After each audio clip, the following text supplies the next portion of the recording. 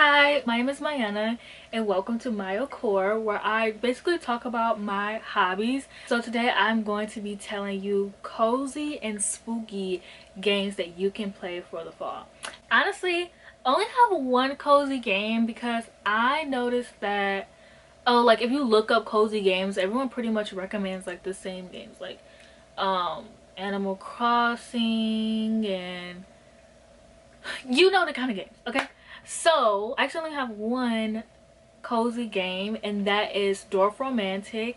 I have been playing this game a lot. It is a super fun game. It is a puzzle game, and it's like there's like this little island that you're basically building, and you can basically build like different ones every time.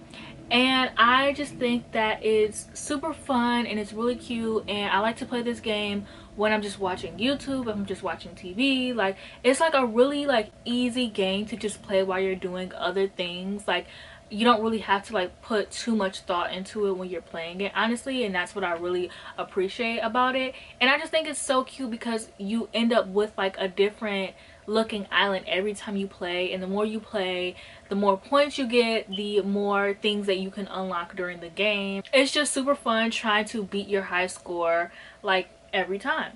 So now we're gonna get into the spooky games. Okay, so a popular game that like everyone plays that I want to recommend is Cult of the Lamb.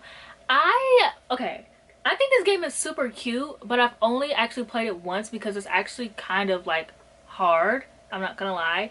It is a farming sim game, which I'm not like, I don't hate farming sim games.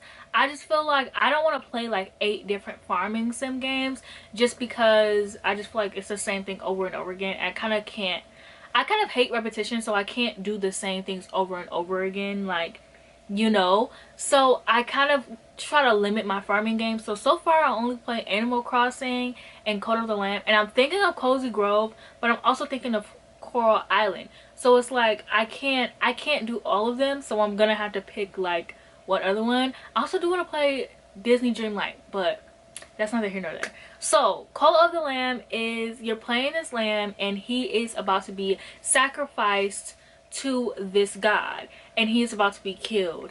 And right when he's about to be killed, this god, he can't be sacrificed, so the god like puts him, he's like, I will save you and put you back on this earth. The only thing that you have to do is start a cult in my name. So basically what you're doing is you're starting a cult in his name. So you're going around and you're getting other little animals to join your cult, and you're farming and you're collecting things, and it's just a super cute and fun game.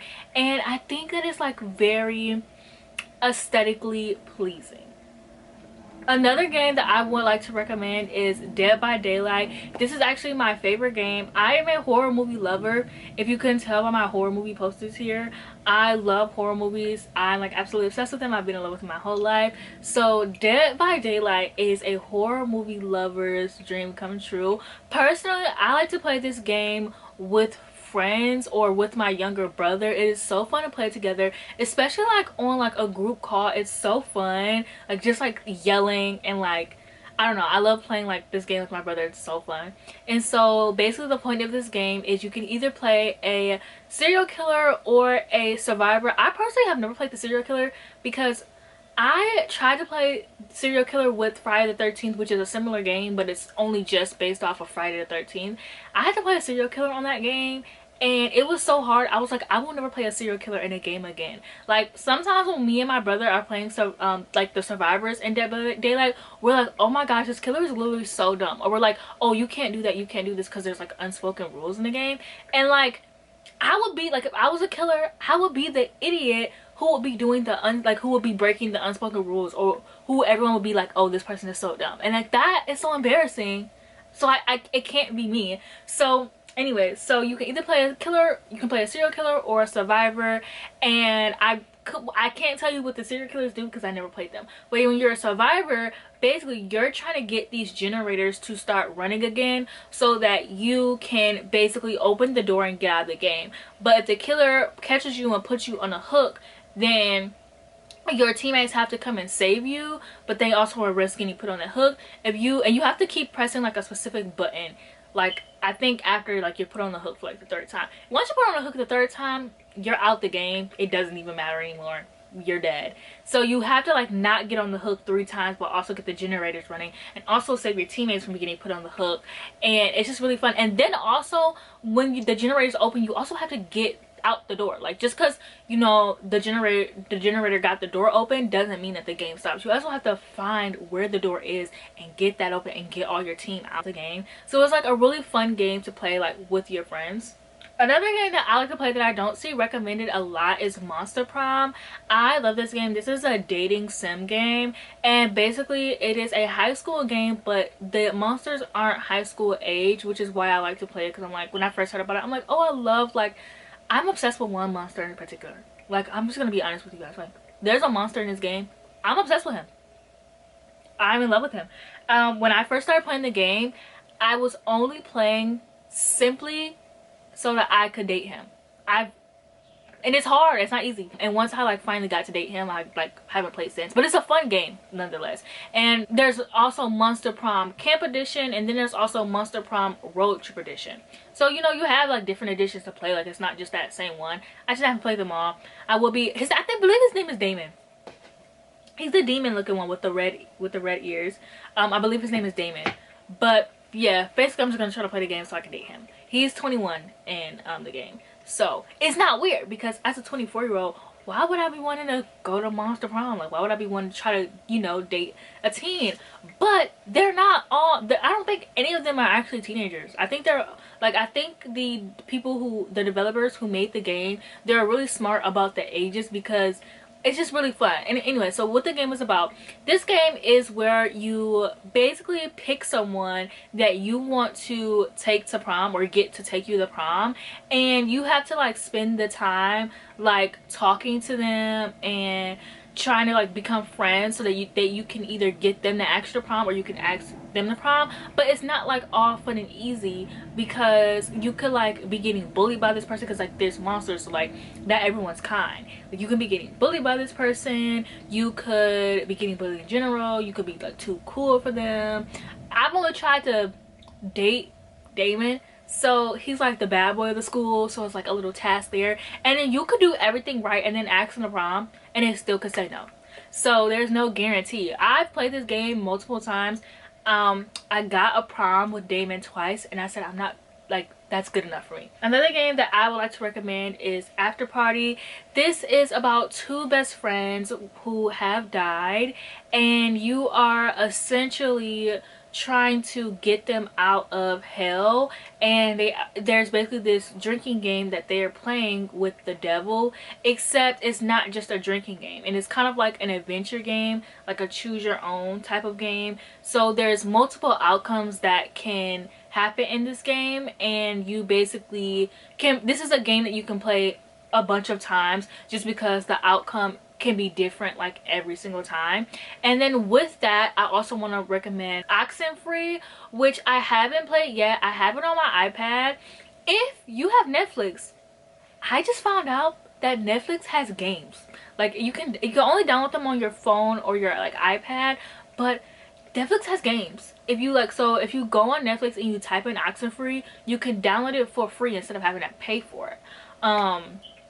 So I thought that was interesting. So I have it on my iPad. I just haven't played it yet. But it's essentially about this girl, her brother, and her friend group who are stuck somewhere, and it is a choose your own. It's not like a choose your own adventure, but it's like a choose your own game, and you like choose your own fate. And like I said, I haven't really played it, so I can't really describe what it is.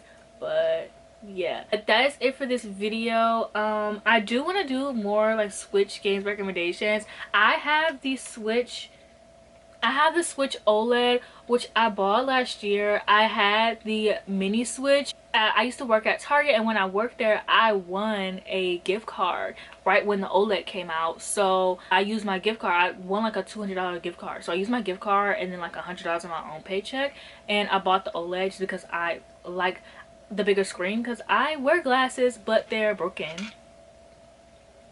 So I just could see better with this screen, and I liked it, and I wanted to get a newer Switch anyways, so I just got the OLED, and I'm loving it. but I only play Animal Crossing, and then because I didn't switch over my Animal Crossing island correctly, I lost my island, so I kind of lost interest in Animal Crossing. So I was like, well shit, I kind of just bought this gaming system for no reason almost. And so I didn't want to waste, I obviously didn't want to waste my money, so I just have been looking into like games I can play. But I'm more of a casual gamer. I play like The Sims and games like that. So I'm trying to get more into like RPG games, so I like want to play The Witcher 3 and things like that. But I'm saying all this to say, please recommend me games I can play. More so games like Afterparty and Oxenfree. I'm not really like a or like maybe a dating sim games or like sim games or something like that. But I'm not really like a farming game kind of person. Like I said earlier, I can't play too many farming games at once. I'm gonna get bored of them very easily. And I'm not really like a puzzle girl. But if you have a puzzle recommendation that's kind of like dwarf romantic, I would definitely love that, because I love romantic. It's such a fun puzzle game, and it's like actually like a puzzle, but it's not really like a puzzle because it's not like, so you have to put it in specific places. Anyways, so if you have any recommendations for that, like I would love and appreciate it so much.